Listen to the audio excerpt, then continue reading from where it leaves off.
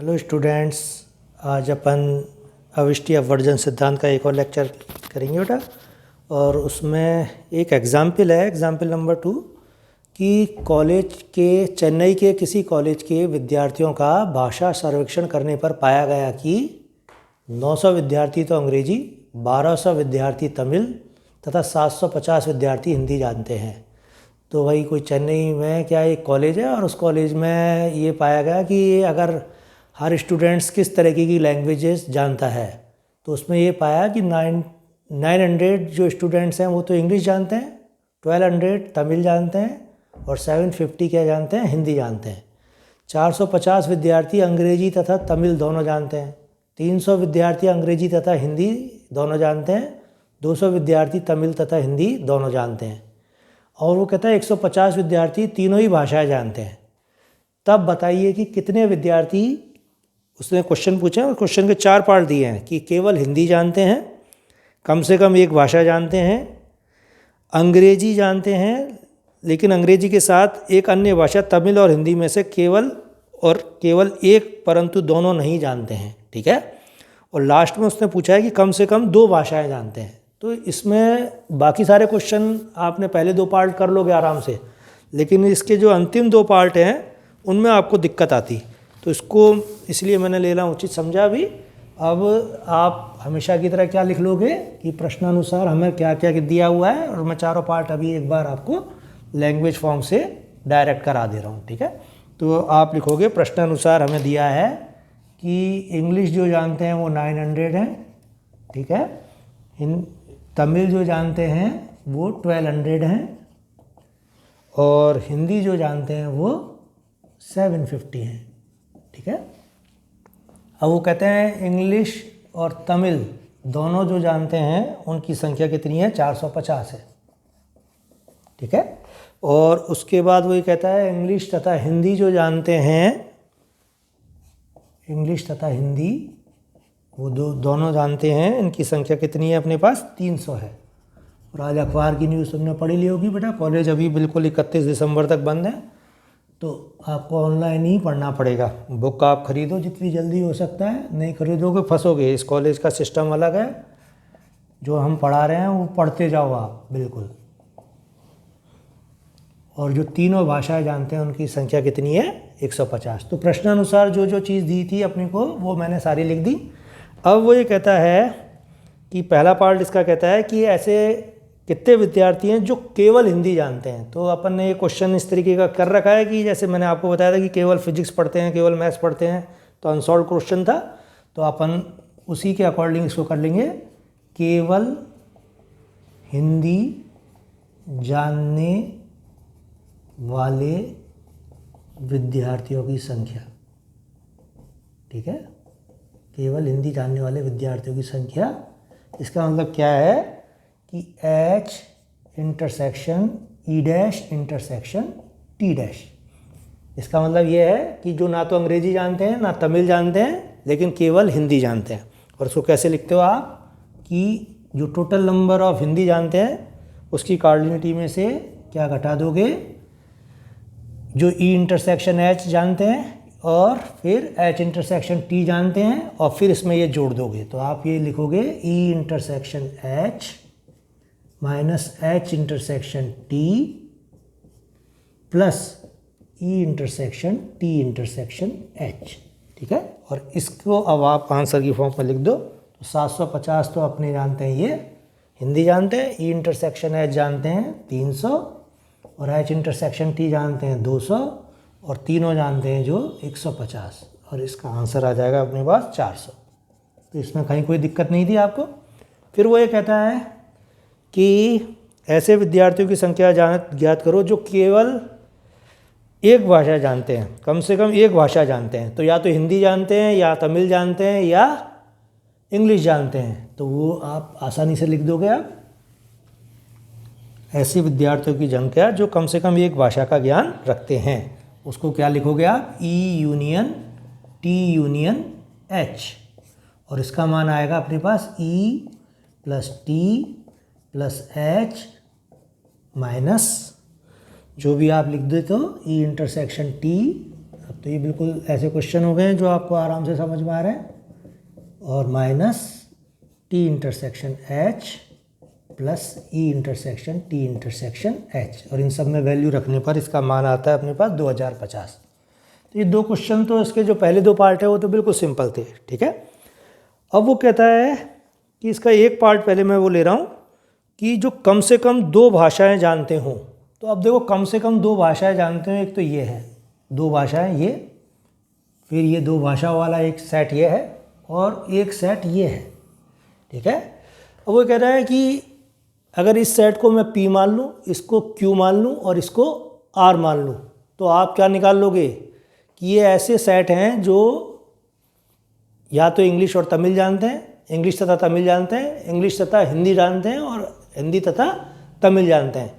तो आप ये निकाल लोगे इसमें, जैसे आपने यहाँ निकाला E union T union H, ऐसे ही कम से कम दो भाषाओं जानने वाले विद्यार्थियों की संख्या कैसे निकाल लोगे आप कि इसका यूनियन प्लस इसका यूनियन प्लस इसका यूनियन, ठीक है। और उसका जो फार्मूला है सेम फार्मूला आप रख दोगे, ठीक है। तो उस केस में आप देखो कैसे करेंगे अपन इस क्वेश्चन को कि कम से कम, पहले मैं क्वेश्चन लिख दे रहा हूँ, कम से कम दो भाषाएं, ये पार्ट इसका एक अजीब है थोड़ा सा इसलिए मैंने क्वेश्चन लिया, दो भाषाएं जानने वाले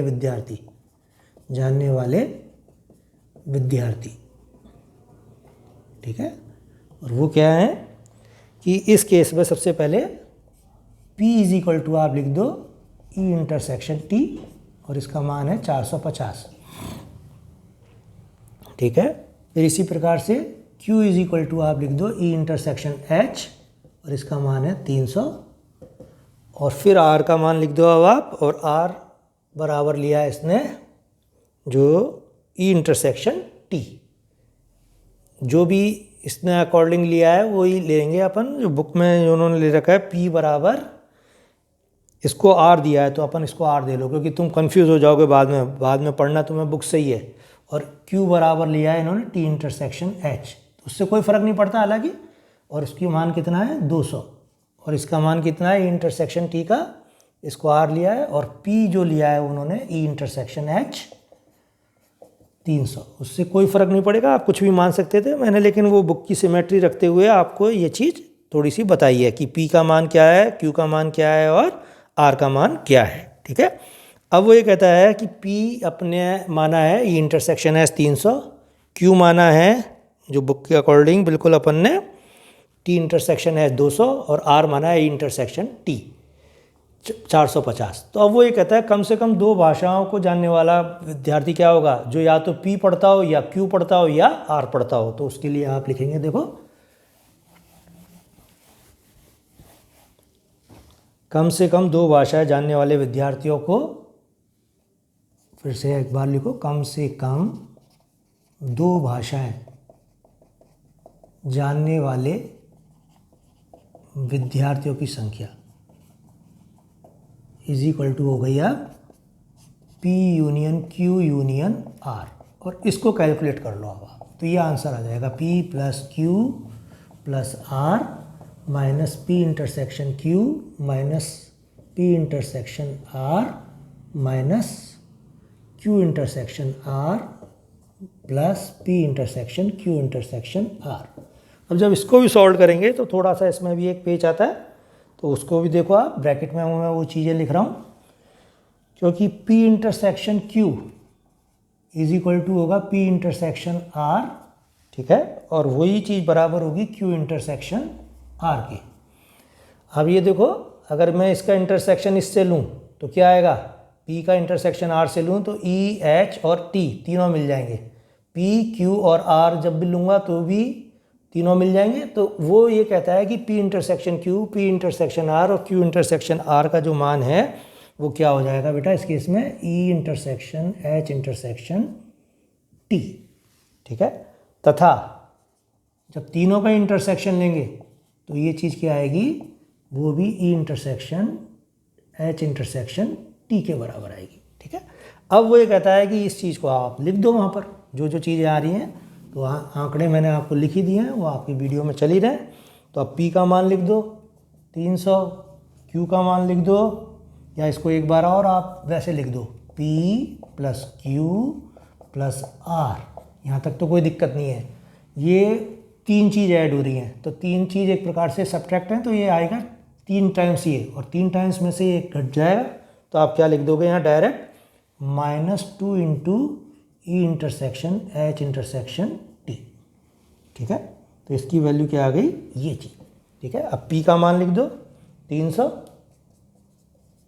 Q का मान लिख दो 200 और R का मान लिख दो क्या 450, और इसमें से इसको गुणा करके लिख दो 150 से, और ये इसका आंसर आ गया बेटा 650।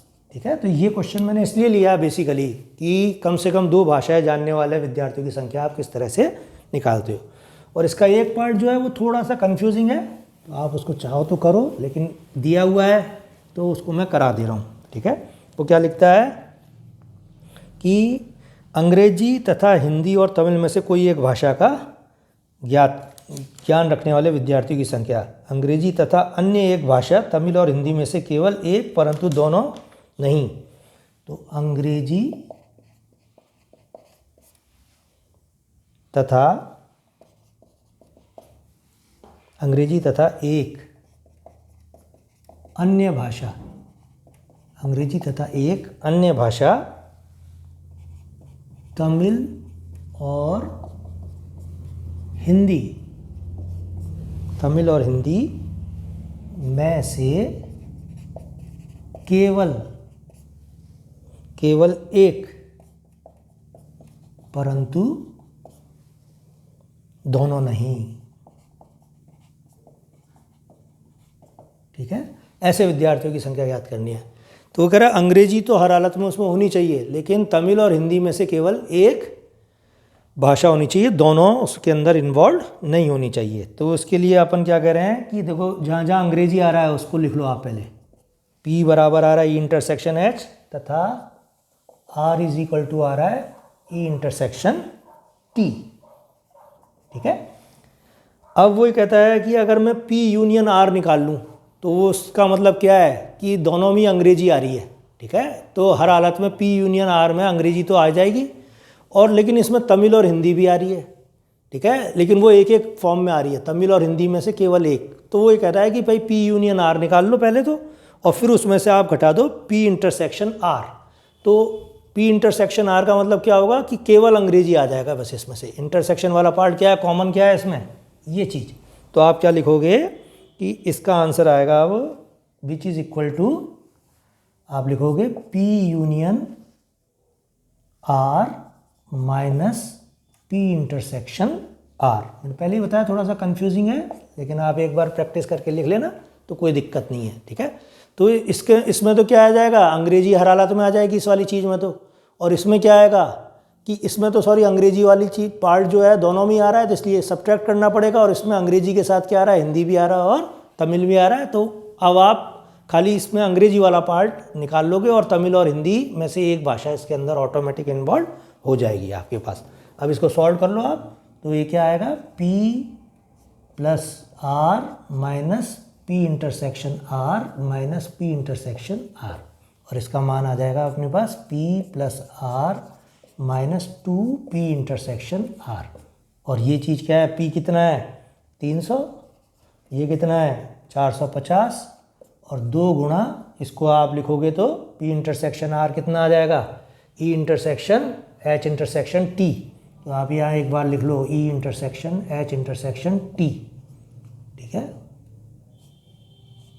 और ये मान आ रहा है अपने पास 750 में से 2 गुणा 150, और वो आंसर आ जाएगा अपने पास 450। ठीक है, तो ज़्यादा इसमें अपने को दिमाग नहीं लड़ाना बेटा, जो ऊपर वाला पार्ट था कम से कम 2 भाषाएं जानने वाला, वो आपको हर हालत में करना है। ठीक है, अब इसके बाद एक और क्वेश्चन मैं छोटा सा ले रहा हूँ, एक बुक में दिया हुआ है, क्योंकि अनावश्यक क्वेश्चन मैंने लिया है, ये थोड़ा सा टाइम वेस्ट करने वाला ही है, बाकी इसका कोई ज़्यादा मतलब नहीं था। कि 500 से छोटे या बराबर, 500 से छोटे या बराबर ऐसे कितने धन पूर्णांक हैं, पॉजिटिव इंटीजर हैं जो 7 या 11 से विभाज्य हैं, जो 7 या 11 से क्या है, विभाज्य हैं। ठीक है, क्वेश्चन क्या है बेटा कि how many positive integers not exceeding 500 are divisible by 7 और 11। तो कहता है कि 500 या 500 से छोटे जितने भी हैं, 500 से छोटे या बराबर, मतलब आपको नंबर दिए हैं 1 से लेकर 500 तक, और उनमें से ऐसे कितने पूर्णांक हैं जो ये 7 या 11 से विभाज्य हैं। तो आप लिखो, आप सबसे पहले एक सेट बना लो, E1 7 से विभाज्य होने वाले, 7 से विभाज्य होने वाले 500 से छोटे या बराबर धन पूर्णांक। वो तो क्या मान लिया अपन ने, A1। ठीक है, फिर A2 ऐसे ही मान लो, 11 से विभाज्य होने वाले 500 से छोटे या बराबर धन पूर्णांक। वो कह रहा है कि भाई 7 या 11, तो आप A1 निकाल लोगे, A2 निकाल लोगे, और फिर आप A1 यूनियन A2 निकाल लेना, उससे आंसर आ जाएगा। तो ये शॉर्ट फॉर्म है किसकी, जो जैसे मैंने क्वेश्चन बताया था ना आपको, 1 से लेके 250 तक ऐसे कितने पूर्णांक हैं जो 2, 3 या 5 या 7 से विभाजित होते हैं। तो उसमें तो बहुत लंबा लगता है, लेकिन एग्जामिनर यदि कोई बहुत होशियार है और बहुत पढ़ाई हुई है डिस्क्रीट, तो वो A1 और A2 आपसे निकलवाना मकसद है उसका।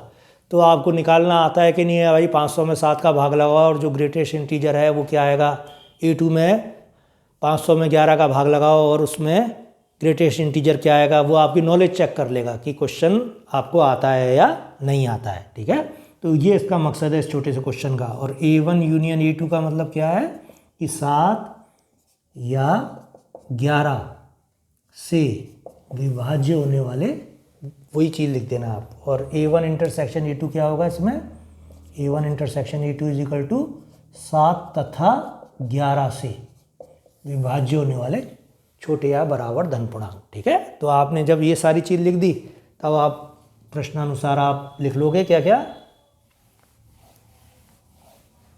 A1 बराबर आंसर आएगा अपने पास 500/7। ठीक है, ये वो चाहता है कि आपको ये चीज़ आती कि नहीं आती, और उसने पूरा चेक कर लिया आपकी नॉलेज। तो भाई जो बड़ा क्वेश्चन देगा वो तो मैं समझदार नहीं मानता उस व्यक्ति को, और छोटा जो देता है वो आपकी नॉलेज भी चेक कर गया और सारी चीज़ भी आ गई आपको। बड़े क्वेश्चन में तो बहुत टाइम लग रहा है उसमें। A2 क्या है, 500/11, इसका मान निकाल लो और वहाँ लिख देना आप, ये जो है मैक्सिमम पूर्णांक है यहाँ पे 45.4 का मान आ रहा है 45, और आप यहाँ लिख दो जहाँ ये जो ब्रैकेट एक्स है ग्रेटेस्ट इंटीजर का है, एक महत्तम पूर्णांक फलन है, जहाँ कोष्टक है कि महत्तम पूर्णांक फलन है। ठीक है, अब इसके बाद आप क्या लिखोगे, A1 इंटरसेक्शन A2, उसकी वैल्यू चाहिए आपको। A1 इंटरसेक्शन A2, इसका मान कितना आएगा, 500 में 7 तथा 11 का एलसीएम 7 × 11 से डिवाइड करो इसको, और ये आ रहा है अपने पास 6.4। ठीक है, और इसको लिखोगे आप 6। ठीक है, अब अविष्टि अपवर्जन सिद्धांत से लिख दो, अविष्टि अपवर्जन सिद्धांत से। ठीक है, क्या लिखोगे आप, पूरा डिस्क्रीट में मैंने पहले ही बताया बुकों का चक्कर है, थोड़ा सा मैं दूसरी बुकों को भी काम में लेता हूँ। A1 यूनियन A2, तो सिलेबस कई बार लंबा वैसे ही है इसका, अपने को टॉपिक कवर करने हैं सारे, तो इतने से ज़्यादा मैं आपको नहीं करा सकता इसमें। अब A1 का मान लिख दो, A2 का लिख दो, और A1 इंटरसेक्शन A2 का लिख दो। ठीक है, और ये आंसर आ गया 110। तो जो 7 से भी विभाजित हो, 11 से भी विभाजित हो, उसका मान कितना है, 110 है। तो इस तरह के 2 क्वेश्चन मैंने लिए हैं आपके, और मीन टाइम में आप थोड़ा सा जितना भी काम कर रहे हो अपने आप करते रहो बेटा। ठीक है, अब थोड़ा सा पूछना, बिल्कुल मेरे को फ़ोन बिल्कुल मत किया करो, मैंने पहले ही बता दिया, मैसेज लिख के छोड़ दो। ये है।